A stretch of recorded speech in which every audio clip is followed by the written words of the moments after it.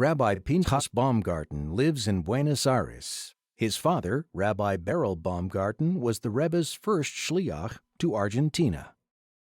One of the things that the Rebbe asked him to do was to travel from Buenos Aires up north to Brazil. The reason for this was because there were many Jewish villages and towns that had Jewish gauchos, or the Jewish cowboys. They did quite well materially, but spiritually there was a lot of things lacking.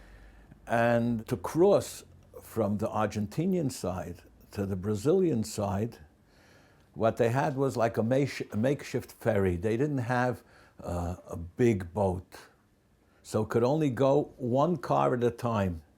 While waiting, there came another two Yidden, and they looked at my father, and my father looked at them, and he asks them, "Is it Yidden? Are you Jewish?" They said, "Yes, but forget about it. We don't believe in God. We went through hell, and we're alive. Thank God we're alive, and don't give us any of that stuff with the God business, with this business." They started off right away negatively.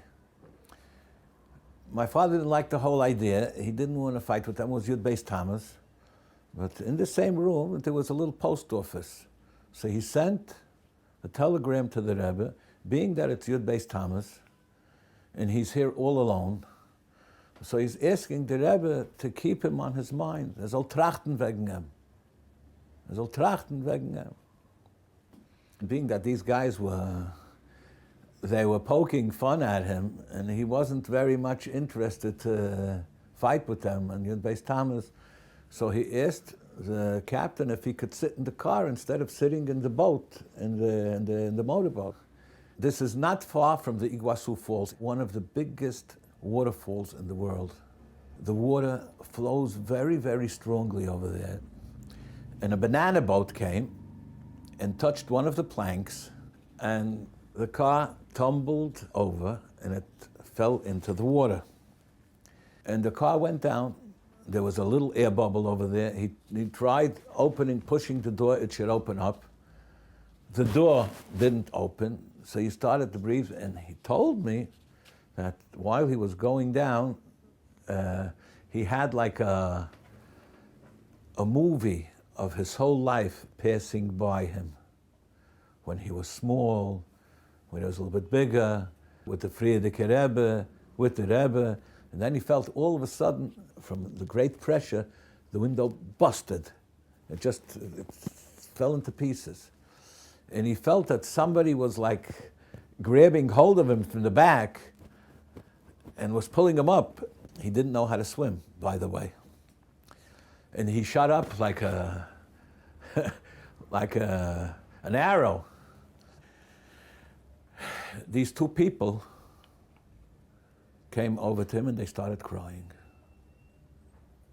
Kipshute, they started to cry. He says, we are here, and this is not the first time that a thing like this happens. Nobody ever came up alive. Is a Simen as a da Gott auf der Welt. Yud Beis Tammuz by the Verbrengen, the Rebbe all of a sudden turns to my uncle Mendel, and he says, "Wo is Berel? Zog l'chaim for Berel. Zog l'chaim for Berel." And the Rebbe told him, "Koi smaller, it should be a big glass. He should say l'chaim for his brother." He said l'chaim for his brother. Later he came back to New York, and my father's in Yechidus, and the first thing when he came in, the Rebbe asked him, "Ich habe getracht wegen dir, ich habe nicht getracht wegen dir. Did I think about you or didn't I think about you?"